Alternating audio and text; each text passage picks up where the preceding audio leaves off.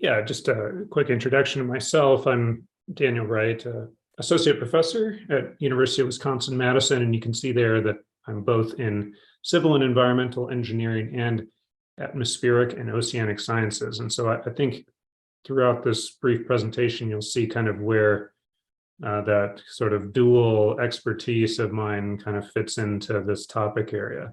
I just want to acknowledge quickly Aaron Alexander, who helped out a lot with many things, but including some of the graphics and whatnot in this presentation. And he's doing a lot of the most relevant research that we have to the sorts of things that matter for future cities and for cities in real life as well. So again, just a little more introduction there. You can see the whole research team that I manage, and we do a lot of different things.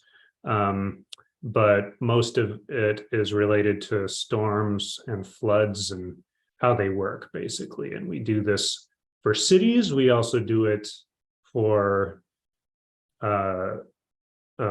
countries and at a global scale. So we work on a lot of different sort of sizes of problems. And then a big piece of this is about how storms and floods change and climate change. And so I do a lot of presentations to groups, different kinds of groups, including to students.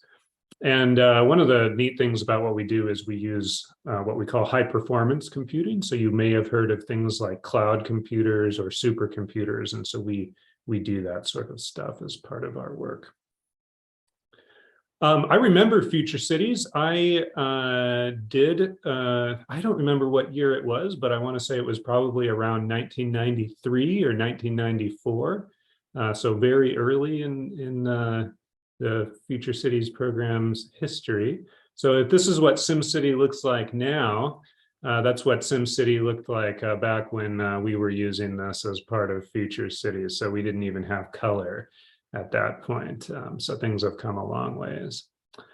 All right, let's jump into the presentation here. So, just to start out, make the point that you may or may not know, but most of us live in urban areas of some kind. It might not be, in the downtown of a big city living in a skyscraper, but in an area, where people are densely packed enough to call an urban area or a city. And so you can see here a map of the US, and you can see, Chicago, obviously a big one, and then Milwaukee, for example, and Madison and other parts, other cities around Wisconsin. And so 80% of the US population lives in what is officially designated as an urban area. Worldwide, it's more than half of the global population. And the point that I want to make in this presentation is that cities get hit by climate change twice. And I'll explain what I mean by that, what I called in the title, this double whammy of climate change in urban areas. And so the first sort of way that cities are affected is through global warming or global climate change. And so here you can see a map of a temperature increase over what we call the industrial period. So basically, since people started doing things like burning coal to generate electricity and burning gasoline in cars and whatnot, you can see, temperature increases on the order of, well, it varies depending on where you look, but maybe 2 degrees Celsius. So that's more like 3.5 degrees Fahrenheit.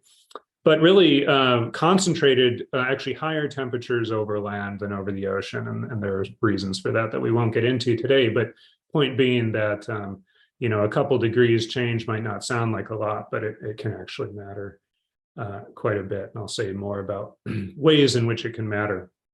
So this is using data collected by NASA. I'll just point out that if you,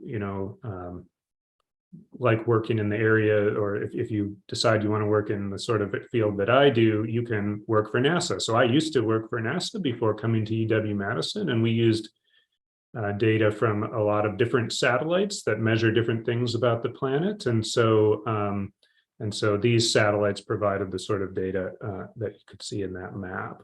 So what does all of this mean in terms of impacts? Well, there are a lot, and I'm only going to mention a few of these, the ones that are perhaps most relevant to to cities specifically. So one of the big ones is heat waves, right? So if you have warmer global temperatures, that translates to warmer temperatures in particular areas as well. And heat is really causes a lot of medical issues, particularly for older folks, and poorer folks also that may not have air conditioners or have the money to keep the air conditioner on, that sort of thing. It can also cause limits to the amount of water that's available. So we haven't seen this so much in the United States, at least not yet, but there are places in other parts of the world where a city's water supply is actually running out because too much of that water of the rain is evaporating, or in other ways not becoming available for the city's water supply. Related to that, cities, if they have lots of people, they need lots of food for people to eat, and these heat waves and other effects of climate change can negatively impact agricultural production. And then crime. So heat is a big driver of crime, and so you see higher rates of crime in the summertime than you do in the winter, and higher rates of crime during summer heat waves than during sort of more normal summer days. And there are a lot of other issues that can be listed here as well. One that I focus on a lot is how climate change is influencing heavy rainfall. And so here, this is a map from what's called the National Climate Assessment, basically showing how heavy precipitation has increased over this industrial period that I mentioned.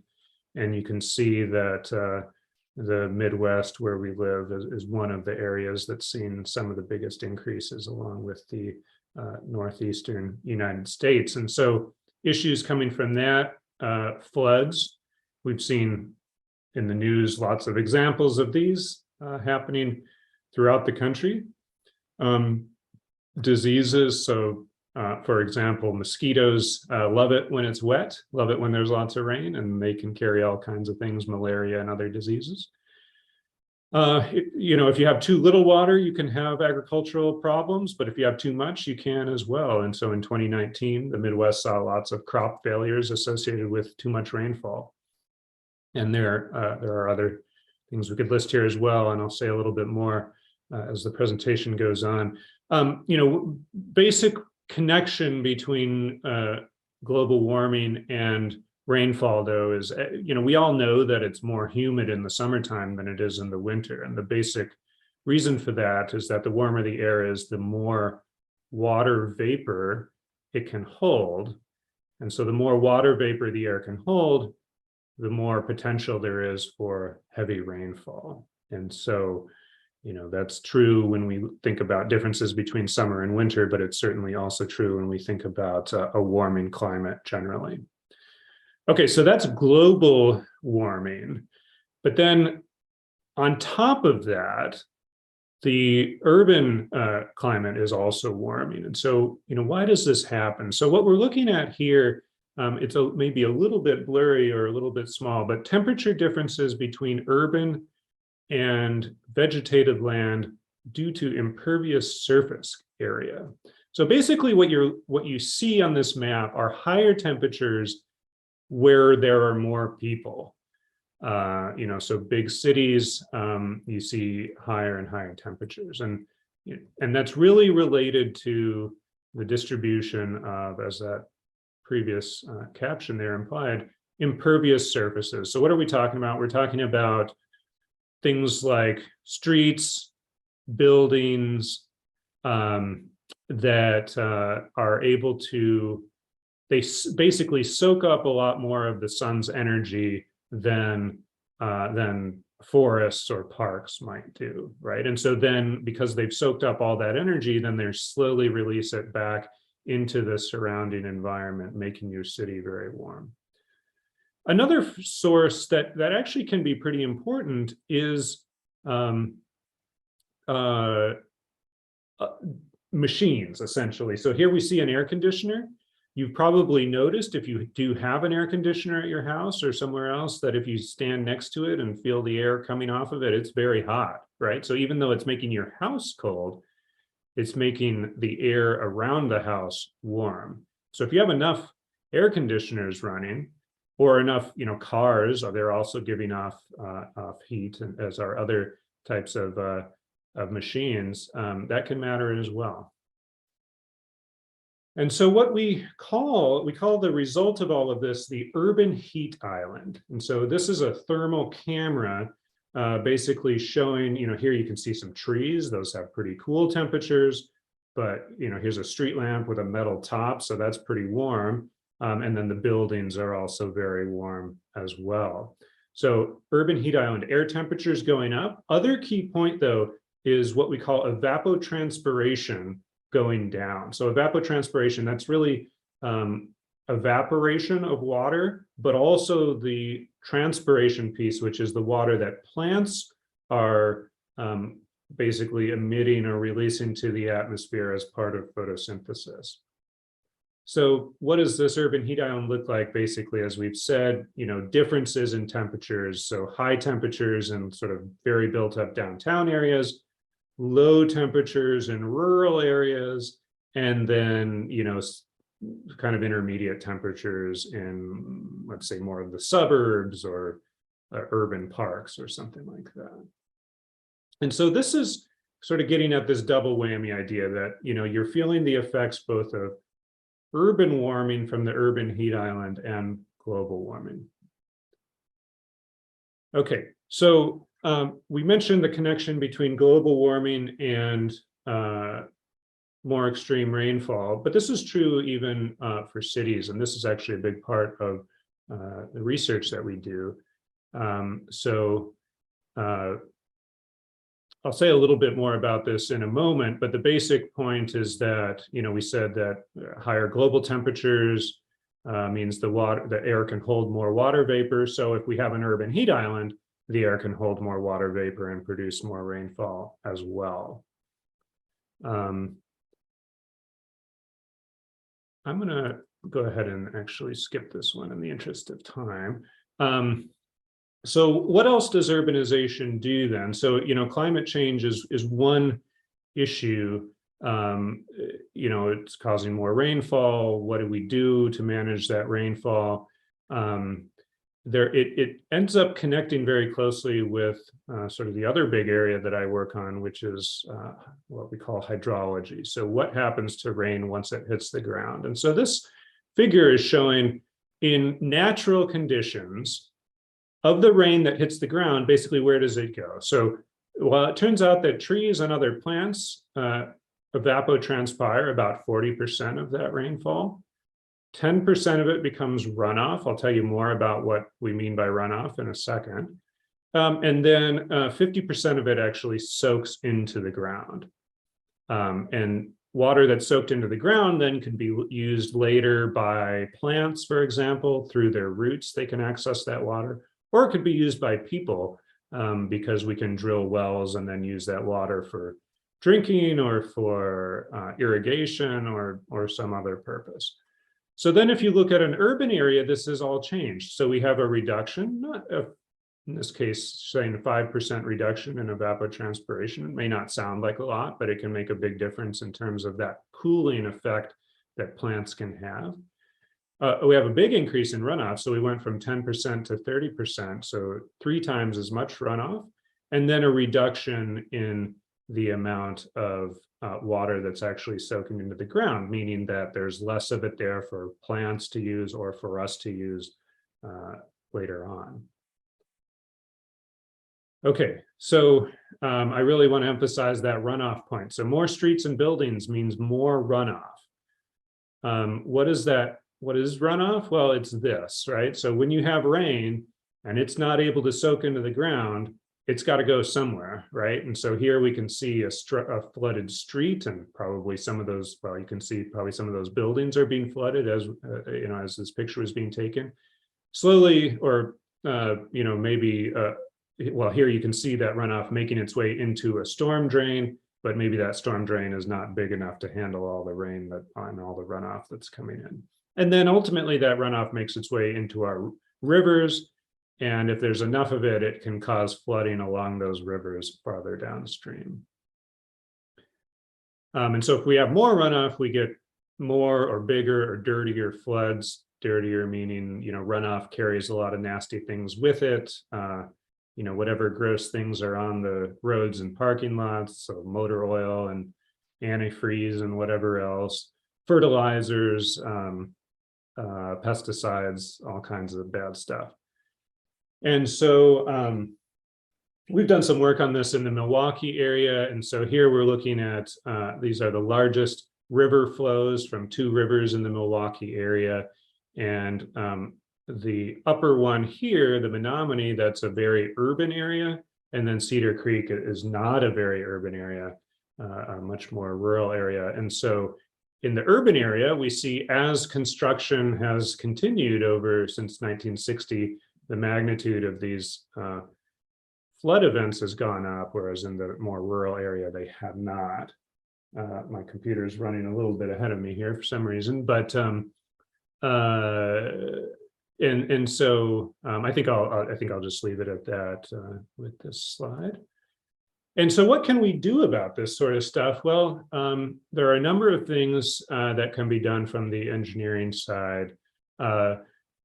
So we can find ways of planting more trees or bigger trees, different kinds of trees that can have numerous effects, actually. So one is increasing the amount of water vapor that is evapotranspired. So it has that cooling effect through that evapotranspiration.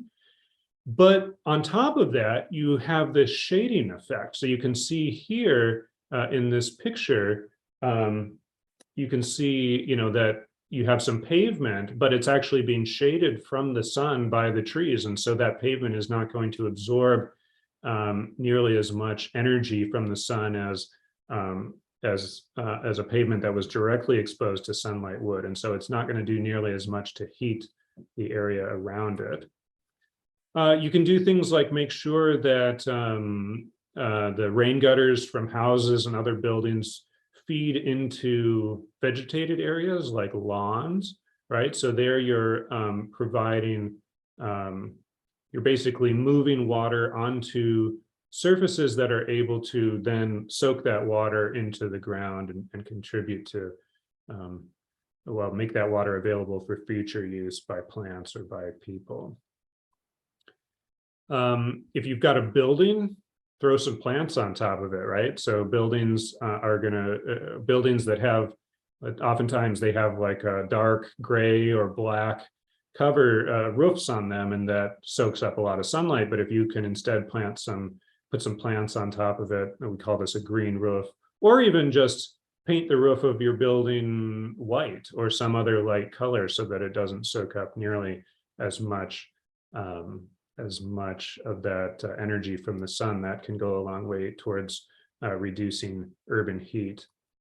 And then this is what we call a pervious pavement. So basically pavements that can actually soak some water up into them.